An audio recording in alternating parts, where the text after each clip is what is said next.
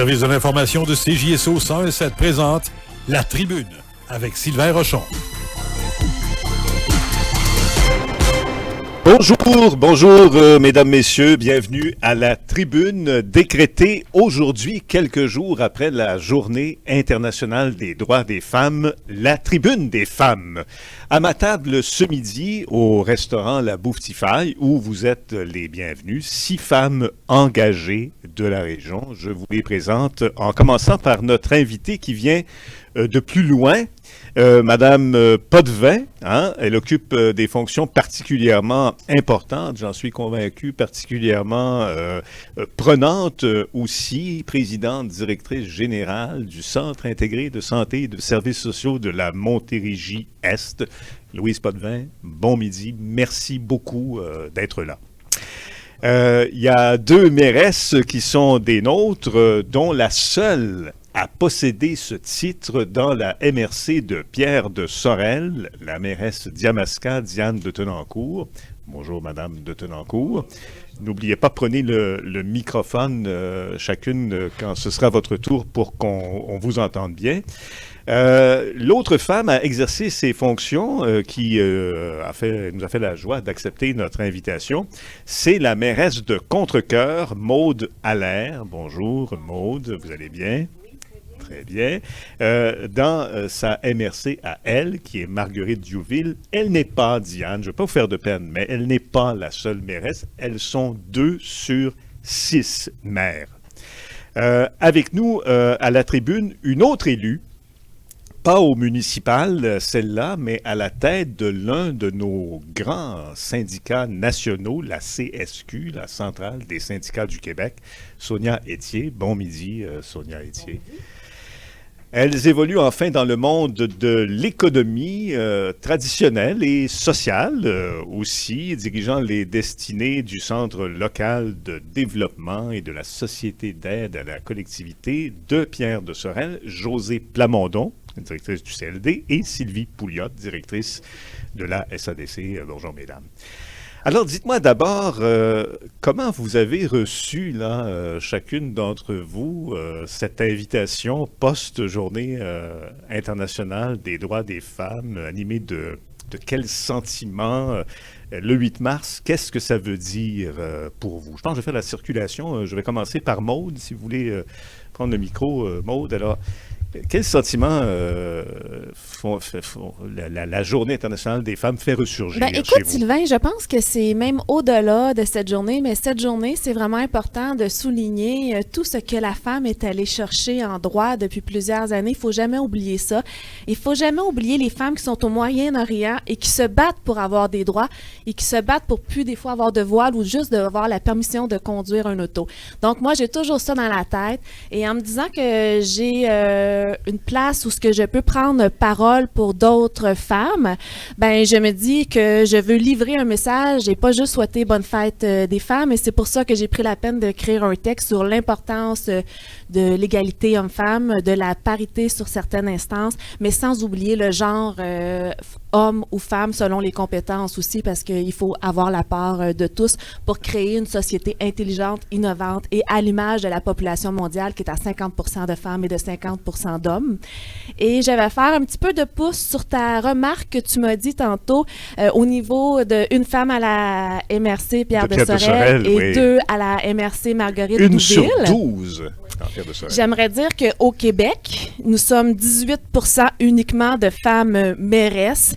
Donc, il n'y en a pas beaucoup et qu'on doit prendre notre place et aller sur des comités pour pouvoir apporter aussi notre vision et nos commentaires pour avoir une société à l'image des femmes et des hommes. Merci, Maude.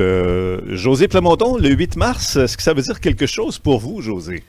Bien, en fait, c'est effectivement d'avoir certains droits, d'avoir acquis certains droits, mais surtout de ne pas laisser tomber, en fait, de ne pas arrêter parce que dans certaines sociétés, il y avait acquis ces droits, je pense au Moyen-Orient, ils les ont reperdus. Donc, il faut continuer là, à travailler dans ce sens-là. Moi, je vois au Québec, en Amérique du Nord, une progression en termes, je vais prendre dans mon domaine, en termes d'entrepreneuriat. Ça fait 17 ans que je suis dans ce secteur-là. Au début, on avait peut-être 25% de nos personnes qui voulaient démarrer une entreprise qui étaient des dames. Puis on le voit là dans les propriétaires occupants plus vieux, c'est principalement des hommes. Maintenant, on est à 50%, on était dans une parité. Donc, je pense que c'est important, puis c'est grâce à des revendications que ça arrive. Merci, José. Louise Potvin, maintenant, dites-moi, quand vous avez reçu cette invitation post-Journée internationale des femmes pour la Tribune des femmes à CJSO, qu'est-ce que vous vous êtes écrié à Daniel Vincent, qui travaille avec vous? Youpi, il m'invite? Ou qu'est-ce qui vous anime?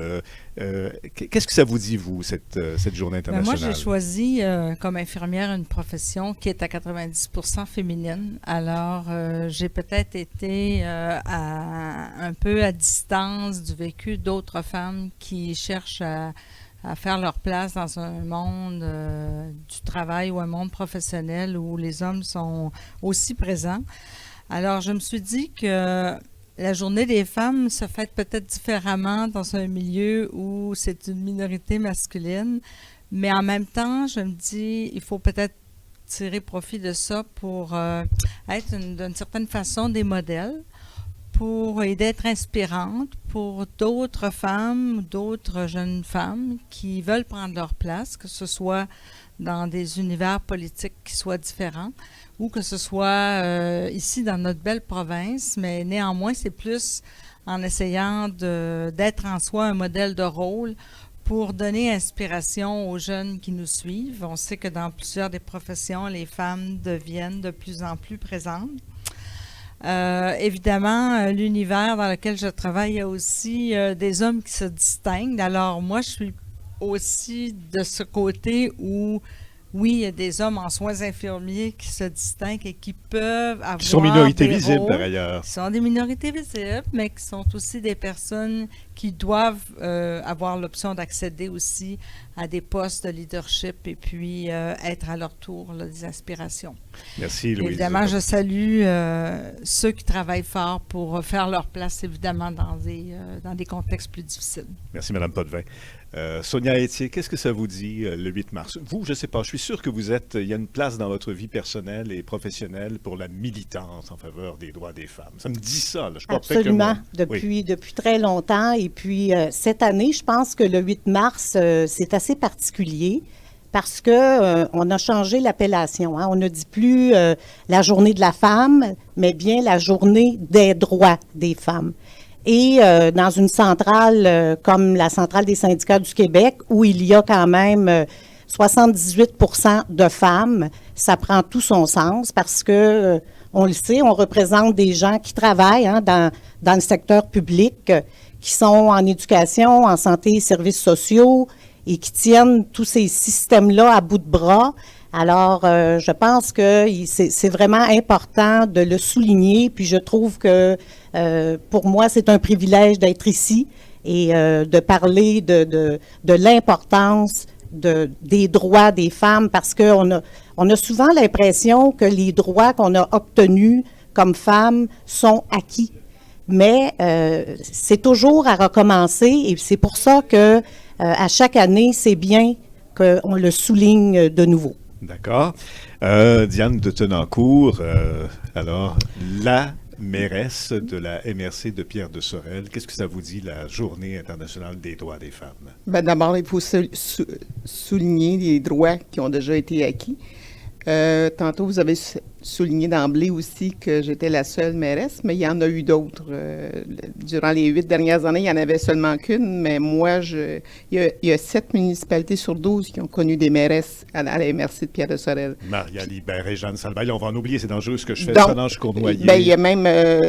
on a sûrement oublié une dame qui a été mairesse du côté de Saint-Robert, puis même moi... Oui, Mme Caplette. Mme Caplette, c'est ça. Mm-hmm. Puis il y en a eu 7 municipalités qui ont eu des mairesses. Il y en a même déjà eu plus qu'une au niveau de la table à la MRC, peut-être 2 ou 3, là. Mais je pense qu'il y a encore beaucoup de travail à faire. Madame Allaire soulignait qu'il y en avait 18 %. Au niveau des conseillères municipales, il y en a seulement 32 % aussi. Ouais. Donc, on a du chemin à faire. Ça, mais, nous y reviendrons définitivement dans le cadre de cette émission. mais il faut aussi souligner qu'en 1980, il n'y avait que 5 % des femmes qui faisaient partie des conseils municipaux. Donc, on a quand même fait un bon bout de chemin. D'accord. Merci, Diane. Sylvie Pouliot, qu'est-ce que ça vous dit, la Journée internationale des femmes? Célébrer. Moi, célébrer leur audace, célébrer leur innovation, leur goût d'entreprendre. Moi, je fais partie du développement économique, puis José le mentionnait, maintenant, c'est la parité. Les femmes choisissent d'entreprendre, de créer, de suivre leurs rêves, puis moi, j'ai la chance de faire partie d'une organisation qui a aussi la parité homme-femme sur mon conseil d'administration, et j'ai la chance de travailler avec la majorité des femmes au sein de mon organisation. Je peux vous dire que les femmes choisissent d'entreprendre pour tous les avantages que ça peut apporter, la flexibilité. Ça, elles le nomment, flexibilité travail, famille, flexibilité aussi avec leurs proches, mais aussi suivre leurs rêves. C'est certainement l'enjeu qui les motive le plus, et bien sûr l'indépendance financière. Alors pour moi, le 8 mars, c'est célébrer cette audace. Vos propos lumineux m'ont fait oublier la météo. Il sera question aussi de soleil. Alors, on passe à la météo. La tribune revient immédiatement après. Super! Ça s'annonce très En motoneige, et pour profiter des meilleures conditions, nous vous invitons à écouter la chronique sur les conditions des sentiers motoneige, diffusée à tous les jeudis à 8h15. Vous obtiendrez un résumé complet concernant les conditions des sentiers et l'organisation des différentes activités. Les conditions sentiers motoneige est une présentation de Performance NC, votre concessionnaire skidoo, la Halte des 103 îles et Pierre Lefebvre Toyota. Ici Carole Boucher. Ne manquez pas Matière grise, le tout nouveau magazine télé destiné aux 55 ans et plus, diffusé sur MaTV. Découvrez les ressources de notre communauté sorelloise, soyez mieux informés et participez activement à l'évolution de notre région. Matière grise, mardi 20h sur MaTV. MaTV Sorel-Tracy, l'espace citoyen de Vidéotron. Chaîne 9 et 609 en HD.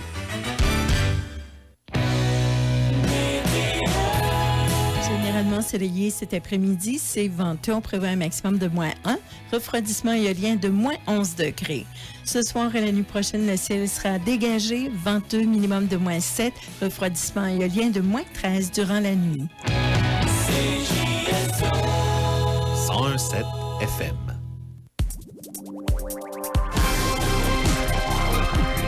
Le service de l'information de CJSO 101.7 présente La Tribune avec Sylvain Rochon.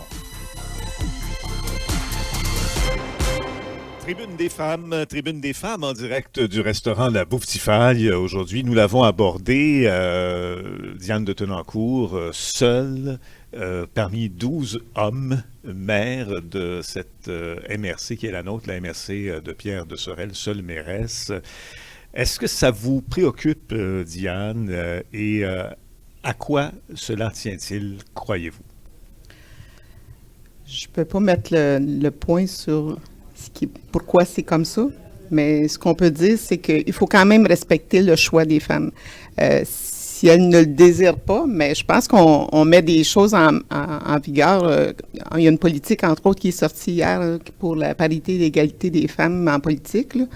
Mais il y a des moyens d'aider les femmes à aller en politique, mais je pense aussi qu'il faut les respecter. Moi, de mon côté, je n'y suis pas arrivée aussi rapidement. Peut-être qu'aujourd'hui, il y a des jeunes qui y vont comme Mme Allaire, mais j'ai quand même passé une grande partie de mon début de femme active au niveau à la maison à l'éducation de mes deux filles.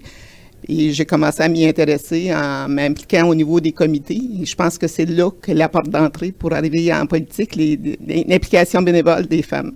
Bien, vous avez commencé en disant qu'il faut respecter le choix des femmes de ne pas aller en politique. Alors, vous avez fait porter aux femmes leur absence en politique. C'était votre premier réflexe, alors que d'autres pointent les partis politiques. C'est leur faute. Ils ne veulent pas de femmes. L'électorat n'est pas ouvert à ça. Vous pensez, vous, que les femmes... Je pense que les femmes vont en politique aussi, contrairement aux hommes, mais je ne voudrais pas qu'on en fasse... Vous ne voulez pas nous prêter des attentions? Non, mais je pense que les femmes vont en politique aussi, souvent pour changer des choses ou pour réaliser des choses. on voit souvent aussi des hommes qui y vont pour laisser leur marque. Mais en tout cas, moi, pour mon cas, moi, j'ai l'intention de changer des choses ou réaliser des choses. Ce qui vous permettra de laisser votre marque par ailleurs. Ben, quand même. Mais ce sera accidentel, c'est ce que je comprends. D'accord. Maude, Allaire, que diriez-vous, vous, là-dessus, justement? À quoi cela tient-il que les femmes soient si peu présentes?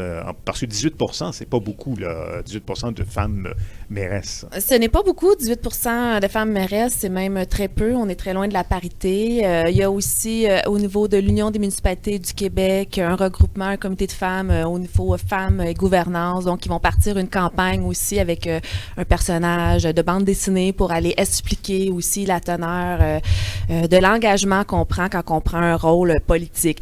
Moi, j'ai évolué d'une autre manière que toi. Moi, c'est les gens qui sont venus vers moi pour me demander de me présenter comme conseillère et ensuite, c'est les gens qui sont venus vers moi pour me demander de me présenter à la mairie. Le dernier mois, j'étais pas annoncée encore. Je pensais continuer à travailler et continuer comme conseillère municipale, mais les gens me disaient, on a confiance en toi, ça fait 8 ans que tu es là, tu connais les dossiers, tu es proactive. Mais vous aviez le droit de leur dire non. Vous leur avez dit oui. Pourquoi? J'ai dit oui parce que j'ai eu des beaux modèles forts au 6 Montérégie-Est, où j'ai des femmes aussi qui m'ont dit, vas-y, puis on va tout faire avec toi pour placer, pour que tu puisses ensuite évoluer. Donc, j'avais une belle marque de confiance de ce côté-là. J'ai eu une belle expertise avec des femmes de gouvernance aussi qui vont de l'avant avec des projections. Mais aussi parce que j'étais là pour les citoyens. Je connais ma ville, je connais les dossiers majeurs qui s'en viennent. Je pouvais être en mesure de faire une excellente représentation sur différentes instances gouvernementales, autant municipales, provinciales que fédérales. C'est sûr que quand tu es conseillère, tu t'en vas mairesse, tu manges les bouchées doubles, je peux m'exprimer ainsi parce que tu n'as pas la même connaissance des dossiers. Fait que tu fais le double de lecture. Puis après ça, tu veux essayer d'entrer sur des comités aussi au niveau de table municipale, mais de table régionale et même provinciale. Donc là aussi, il faut que tu fasses ta marque, il faut que tu aies un argumentaire solide et un sous-argumentaire. Et je suis capable maintenant de détecter ceux qui lisent leur dossier et ceux qui ne lisent pas leur dossier, ceux qui sont préparés et ceux qui ne sont pas préparés. Et je suis avec un conseil d'hommes, donc c'est une dynamique différente aussi. Et j'ai une directrice qui est femme et le reste de mes directeurs, c'est des hommes. Donc j'ai aussi à travailler dans ce contexte-là. Et je me souviens toujours et je me rappelle et que je sais qu'on le vit encore, que le plafond de verre, il est encore à défoncer, il est encore très, très présent, puis qu'il y a des instances qu'il faut vraiment faire notre marque, puis prouver à quel point qu'on est solide au niveau intellectuel pour pouvoir avancer, puis que c'est pas juste l'image, mais c'est l'intérieur aussi qui est pris en considération. Donc, il y a énormément de travail encore à faire pour la femme, pour arriver à pouvoir exercer notre plein droit de parole sur toutes les instances nécessaires et avoir une juste représentation. Mais comme j'ai dit tantôt, moi, je suis personnellement mère de 3 fils. Donc, mes fils, je veux qu'ils s'illustrent, je veux qu'ils performent, je veux qu'ils soient pris pour leur nature intérieure. Donc, je dirai jamais à un homme, non, je veux pas travailler avec toi. Au contraire, je pense qu'on a tout un potentiel et ce potentiel-là, quand tu es capable de le donner avec conviction, avec dévouement, parce que pour être mairesse puis faire de la politique, on a des horaires atypiques, on compte pas nos heures, on fait parce que faut se préparer aussi quand on s'en va en conférence ou qu'on s'en va à une réunion ou qu'on s'en va voir des citoyens, on fait face à toutes les questions qu'il y a aussi, il faut ramener les dossiers, on se fait écrire maintenant avec la nouvelle technologie par Messenger, texto, par courriel, il faut ramener ça à la bonne place. Donc, sont présents dans vos vies. Exactement aussi. Puis, écoutez, je pense que c'est un travail de pair. Depuis le début, moi, quand j'ai rencontré les gens me disaient qu'ils voulaient être informés, ils voulaient avoir de la communication, que c'était important. Ouais. Et je mise beaucoup depuis 1 an sur la communication. Ouais. C'est pour ça, hier, j'ai accepté l'invitation de la FADOC élargie. Habituellement, c'est juste le CA, mais là, j'ai fait une conférence à tout le monde. Les mairesses ont répondu à la question là sur l'implication des femmes en politique. Les autres, maintenant, qui ne sont pas en politique, qu'en pensent-elles de la présence des femmes élues? Si peu nombreuses. Je vais peut-être me tourner vers Sonia Haïti parce que Sonia, vous n'êtes pas en politique, mais vous êtes une élue, une leader syndicale qui a été élue à la présidence d'un grand syndicat. J'ai été élue en juin dernier, en juin 2018. C'est quand même pas rien, là. C'est une centrale syndicale qui comporte 200 000 membres. Alors, je suis la seule femme qui est à la tête des grandes centrales syndicales au Québec. Bien qu'il y ait eu des femmes à la CSQ, il y a la centrale des syndicats, les syndicats d'enseignants ont compté d'autres présidente. Absolument. Je suis la 4e femme à accéder à la présidence de la CSQ. Moi, d'entrée de jeu, je dirais que je ne suis pas d'accord avec Diane sur le fait que les femmes peuvent choisir. Je pense que c'est systémique, c'est culturel.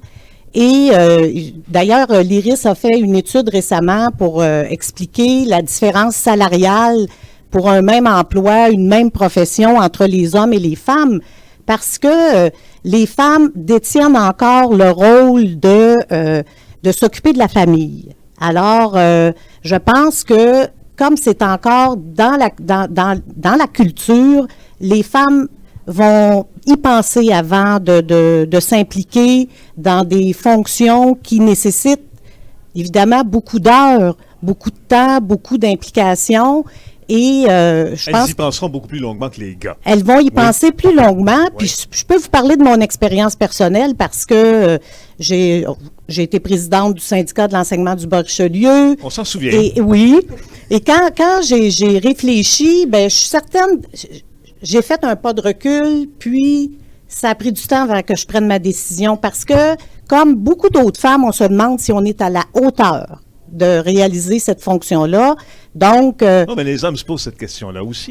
Je pense que oui. Oui, je pense que oui, mais je pense que les femmes, on se la pose davantage. Et il y a du chemin à faire là-dessus pour faire autrement. Puis peut-être aussi faire autrement au niveau des fonctions, parce qu'on entre toujours dans un moule qui a déjà été établi et qui fait en sorte qu'on est disponible 70 heures par semaine.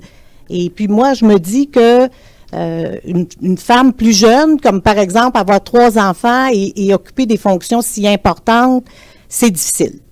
Et ça, je pense que ça freine beaucoup de femmes.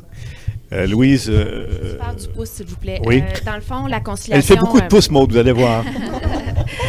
Dans le fond, la conciliation familiale, c'est vraiment important, là. Ça prend un mari qui est en arrière de toi, qui te supporte dans cette démarche-là. Moi, j'ai 3 enfants, mais ils sont rendus à 19 ans, 18 ans et 16 ans. Mais mes 3 enfants, ils ont appris à prendre des responsabilités, puis à faire leur lavage, puis à plier leur linge, puis à faire à manger. Donc, je les ai introduits. Et j'ai toujours dit à mes fils...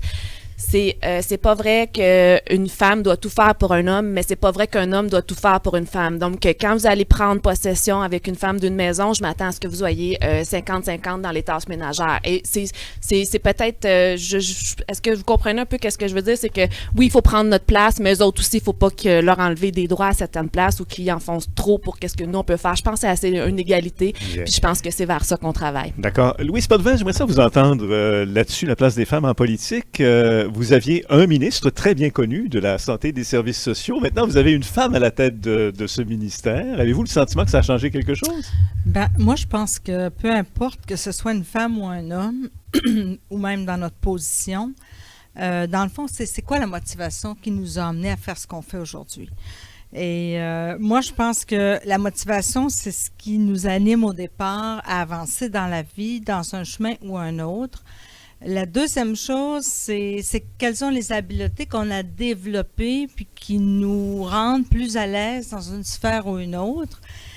Et enfin, il y a un contexte qui fait qu'on arrive un jour et il y a des opportunités qui sont là, des fenêtres qui s'ouvrent, des portes qui s'ouvrent, et là, on va dans une trajectoire ou une autre. C'est ce qui est arrivé à Gaëtan Barrette, qui a commencé comme médecin, puis un jour s'est retrouvé avec l'opportunité de faire un choix en politique après avoir assumé le leadership d'une association importante.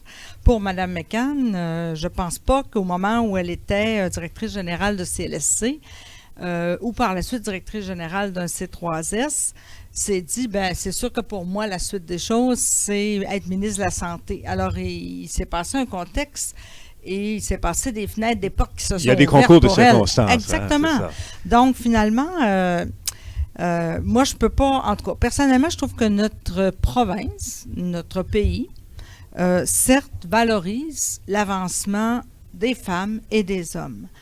Maintenant, tout part de avec quel bagage tu vas pouvoir percer dans un secteur ou un autre. Moi, je n'ai pas fait ce choix-là, mais on m'a invité à le faire. Alors, c'est une question de Bon, qu'est-ce que j'ai le goût de faire, la motivation. Entre vous et nous, est-ce que Oui. quand on vous a offert le job, qui est un job prenant comme ça, pas de sens, la Avec présidente 20% de directrice femmes générale, comme PDG. oui, d'un 80% 6, là, d'hommes. c'est quelque chose, là. Est-ce que vous avez hésité entre vous et nous? Jamais. Non? Jamais Donc, hésité, le doute dont parle Sonia, là, ça a l'air que le doute, là, vous êtes toutes, vous avez tout à gérer ça, le doute. Vous n'avez pas douté un moment, là. Non, j'ai jamais douté. Puis, dans le fond, c'est comme femme, tu fais des choix dans ta carrière, dans ton cheminement personnel. Le doute peut s'installer par rapport à avoir des enfants, pas avoir des enfants, en avoir maintenant, en avoir plus tard, étudier, faire la maîtrise maintenant.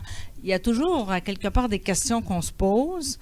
Moi, j'ai peut-être un peu de kryptonite dans ma personne, là, une sorte de force intérieure. Puis moi, dès le début de ma carrière, je me suis dit que je voulais diriger un hôpital. C'était ça, mon objectif en entrant sur le marché du travail en 1981. Ce que vous avez fait? Je l'ai réalisé 2 fois, parce que j'ai réalisé une fois comme directrice générale de C3S, puis maintenant comme PDG. Est-ce que je pourrais dire que les femmes doivent travailler plus fort? Il y a quelqu'un qui a dit ça tantôt. Le monde a dit ça. S'affirmer. Mon conjoint me dit toujours que pour avoir le poste que j'occupe, j'ai travaillé 2-3 fois plus fort que certains hommes du réseau. Bon, lui est médecin. Et c'est un homme qui pose ce diagnostic. Ah, il est médecin. Ben voilà. Un médecin. Voilà, il pose des Il diagnostics. regarde ça, puis là, je me dis, il est un peu biaisé. Mais de toute façon, peu importe le statut qu'on a dans notre vie professionnelle, on a travaillé fort pour y arriver. Moi, je pense que les hommes travaillent aussi fort qu'il se passe des jeux, appelons-les personnels, politiques ou d'autres ordres qui amènent une personne à atteindre un niveau ou un autre. Moi, je pense qu'on travaille tous fort pour atteindre nos objectifs. Puis, ça ne veut pas dire qu'on arrive deuxième, qu'on n'est pas excellent, parce que je suis sûre qu'en politique, on ne gagne pas toujours. Un objectif, non, en effet, un objectif que je ne réussis jamais à rencontrer, c'est celui des pauses au moment des pauses. Alors, j'ai dépassé de 5 minutes. On va à la pause. On est de retour tout de suite après. À la tribune des femmes. Mars prochain, Azimut Diffusion reçoit l'auteure, compositrice, interprète Catherine Durand. Le temps presse toujours un peu plus fort, un peu plus. Avec cette tournée de spectacles intimistes, Catherine Durand revisite ses 20 ans de carrière. C'est un rendez-vous le jeudi 21 mars à 18h à la salle Georges Codeling du marché des Arts Desjardins. Billets chez Azimut Diffusion, présentation de Desjardins. Plus de détails au azimutdiffusion.com. Bacon ou saucisse? Saucisse ou bacon? La bonne nouvelle, c'est qu'on n'a plus besoin de choisir. Parce que Tim Hortons a réuni les deux dans un wrap. Goûtez au nouveau wrap saucisse et bacon de Tim. Offert sur notre menu déjeuner en tout temps, dans les restaurants participants. Na, na, na, na, na, na, na, au rythme de la région.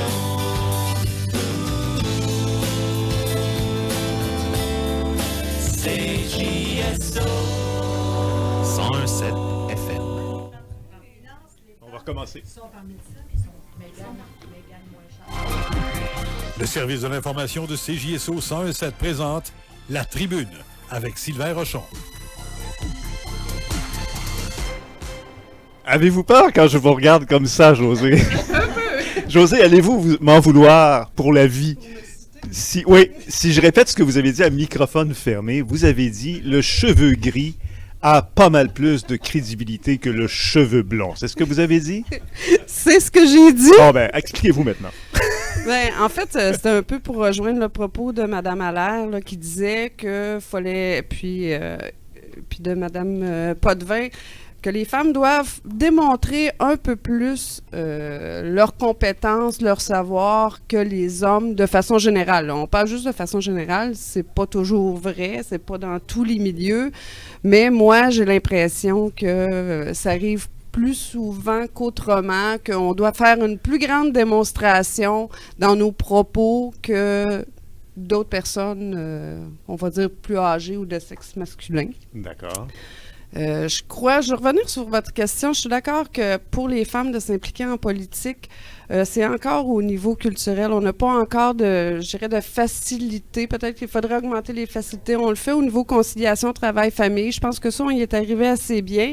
Mais l'implication politique, c'est beaucoup plus que la conciliation, travail, famille. Puis c'est ça qui retarde un peu, là, je pense, l'arrivée des femmes, quand il va y avoir encore plus de facilité pour eux de faire cette conciliation-là. Puis ce lien-là aussi avec la famille, c'est un lien par rapport, puis ça, c'est culturel, donc on ne peut pas changer les cultures ou des aspects sociologiques aussi rapidement. Là. Bien. José, sur le cheveu blond et le cheveu gris, j'ai vu une femme aux cheveux gris prendre le micro. Oui. Et là, on va voir, mesdames, messieurs, attention, on va peut-être assister à une chicane provinciale fédérale. On fait jamais le ça. CLD, la SADC. Est-ce que vous êtes d'accord avec José ou vous contestez l'histoire, le truc des cheveux blonds? Moi, je suis toujours d'accord avec José. On évolue ensemble depuis plusieurs années. C'est une collaboration SADC, CLD, provinciale, fédérale. Et justement, ça, c'est un trait de collaboration qui nous distingue et qui appartient, je pense, à des valeurs plutôt féminines.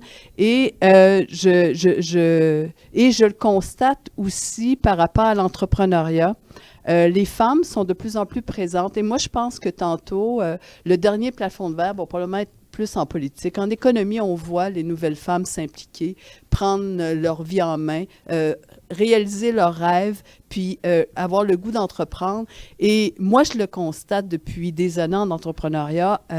Avant, c'était une majorité d'hommes. Maintenant, on le dit, les nouvelles entreprises, c'est à 51% de femmes. Puis ça, je pense qu'il faut le célébrer. Tu vois, en guillemets, que les gens ont moins peur. Par ailleurs, on voit dans nos formations, José, tu le confirmeras, les femmes ont envie d'apprendre. Les femmes n'ont jamais fini de se dépasser, de vouloir se dépasser. C'est une formation continue. Alors oui, je pense que les femmes font bien leur devoir. Ils veulent bien s'engager, collaborer. Puis un gagnant-perdant, il haït ça. Moi, j'haïs ça. OK. Nous, on pense tout savoir, les gars. Mais moi, je pense qu'il y a une surestimation, entre guillemets, qui est des fois, quand vous venez sur le terrain, vous manquez un peu, quelquefois, de scorer dans des buts. Vous scorez des fois dans vos propres buts. Mais ça, c'est un point de vue que j'ai. Alors, moi, qu'est-ce que je dis? C'est que la collaboration, la coopération, la co-construction, le faire ensemble, 1 + 1 = 3, moi, j'y crois à ça. Ah oui. Et c'est comme ça que j'aime travailler. Et ce serait davantage féminin que masculin, José? Ben, en fait, je crois que oui, puis je reviens encore, je crois que c'est culturel, c'est sociologique, les femmes, puis c'est peut-être aussi inné, là, il y a quand même une partie innée. Les femmes sont beaucoup plus perfectionnistes, de façon générale, en tout cas au niveau des entrepreneurs puis des employés avec lesquels je travaille, là. J'ai un homme, il va m'en vouloir, comme employé s'il m'écoute. Ben, moi, je trouve qu'on en prend pour notre rhume, là, midi, là... On est botcheux. Non, mais le perfectionnisme. On pense qu'on sait tout. On ne collabore pas les uns avec les autres. Non, Sylvain, le perfectionnisme. C'est juste pour vous montrer que j'ai une oreille des fois, à l'extrême, c'est pas mieux. Là. Des fois, on est mieux d'avoir un regard plus large des choses. Mais il reste que, effectivement, je crois que la femme, elle entreprend différemment. Elle travaille différemment. On est tous des gestionnaires. On voit qu'on travaille différemment. Puis, c'est la complémentarité qui est importante. Moi aussi, quand j'embauche, j'ai principalement des femmes et j'ai besoin d'avoir des hommes pour justement équilibrer la chose. Fait que, effectivement, je pense que nos entrepreneurs sont plus dans la coopération, mais je le ramène que c'est culturel. Puis plus qu'on va mélanger les hommes, les femmes dans les différents secteurs, plus ça va être harmonisé, puis je pense qu'il va y avoir un équilibre qui va se développer. Bon, Louise Potvin, est-ce que vous allez être celle qui ne dit pas comme les autres, là? Est-ce que c'est vrai que les femmes sont sur la collaboration entre elles, là? C'est extraordinaire, là. Ben, je pense que c'est un trait de personnalité que les femmes portent bien, puis mènent de l'avant.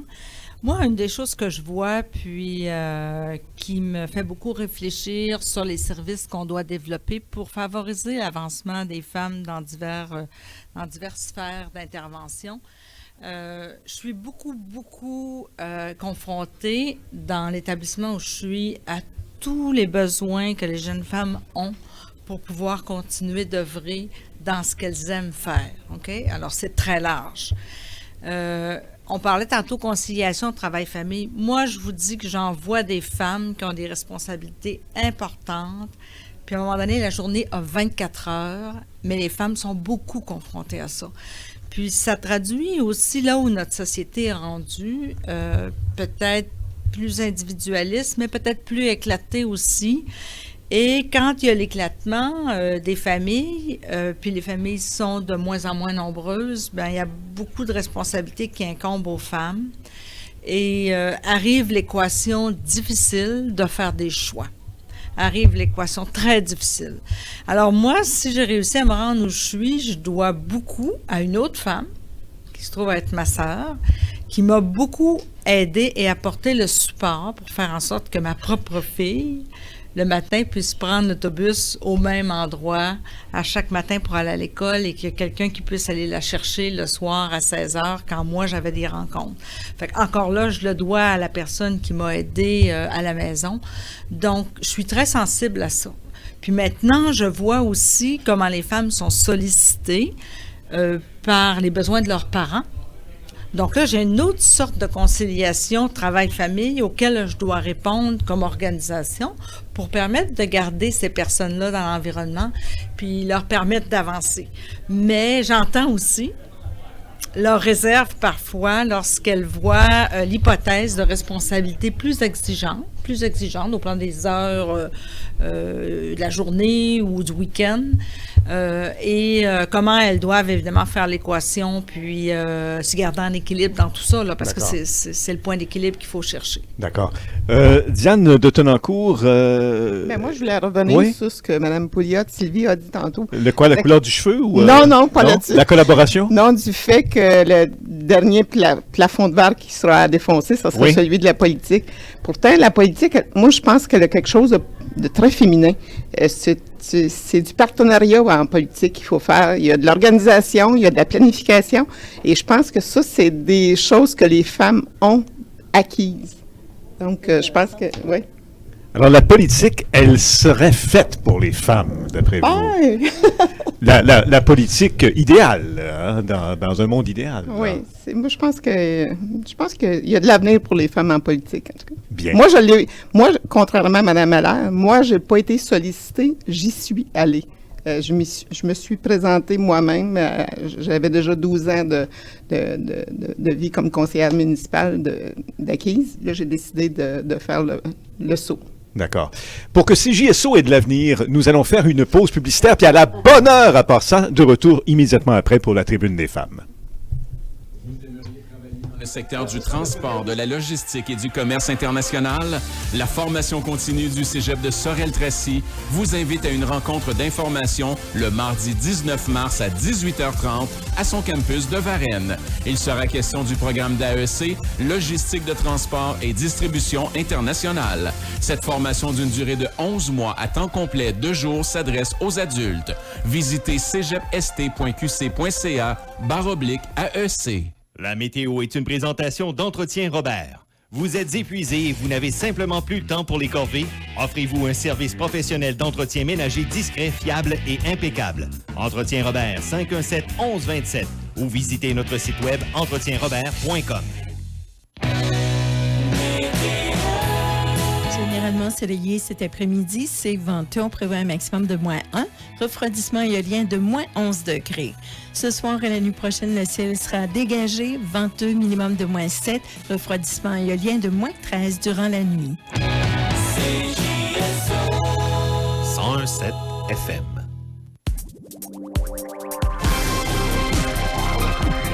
Le service de l'information de CJSO 101.7 présente La Tribune avec Sylvain Rochon.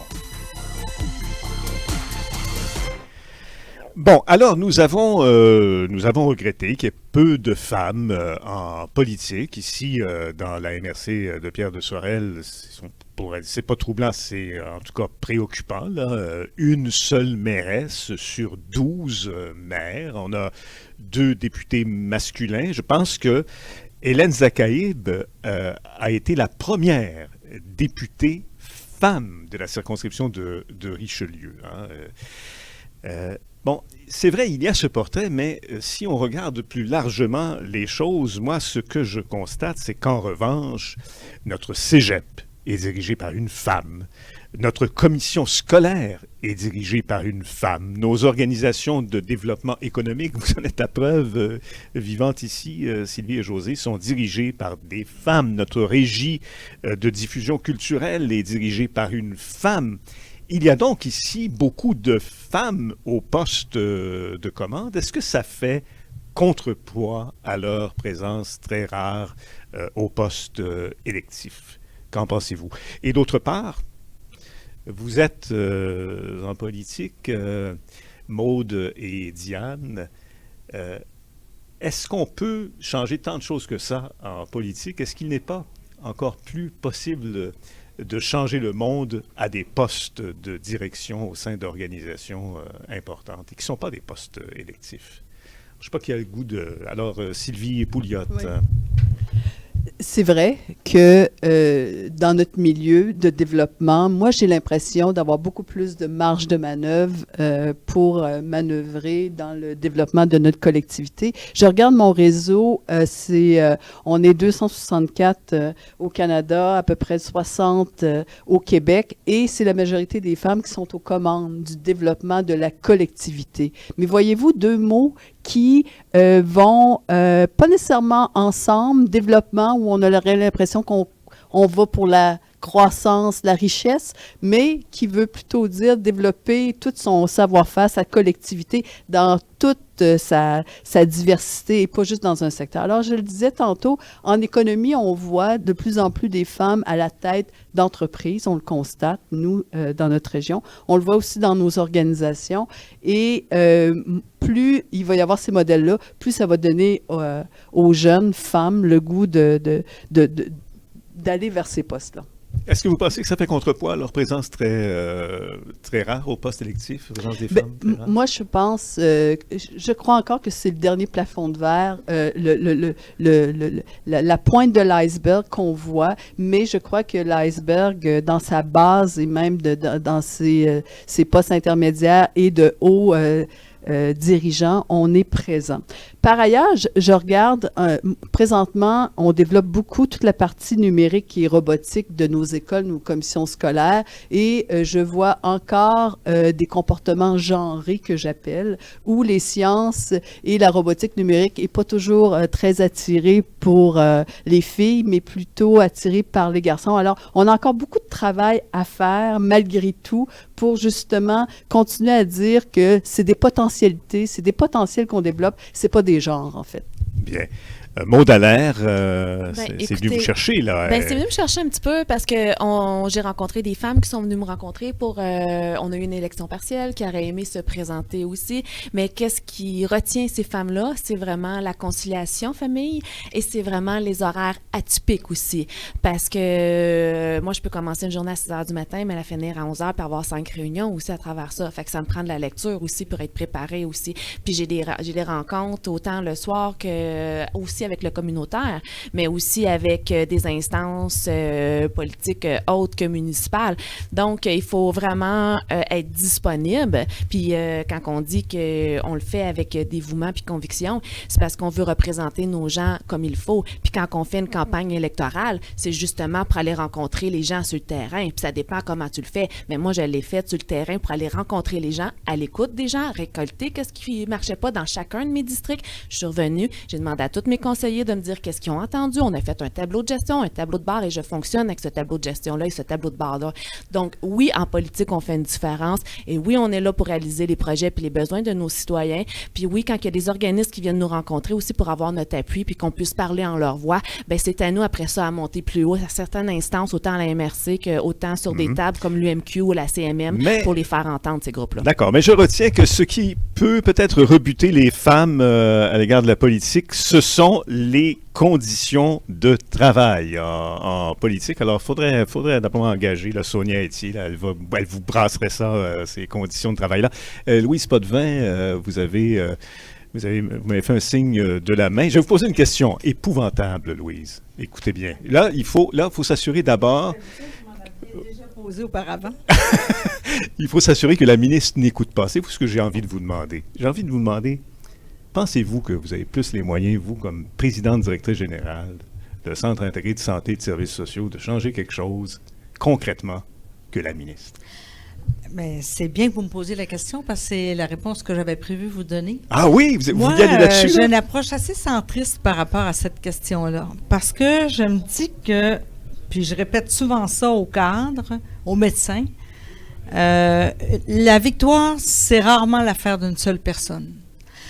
Le résultat atteint pour un client, un usager, un patient, c'est rarement l'affaire d'une seule personne. Le médecin ne peut pas dire qu'à lui seul, il a guéri, ni l'infirmière, ni le dirigeant.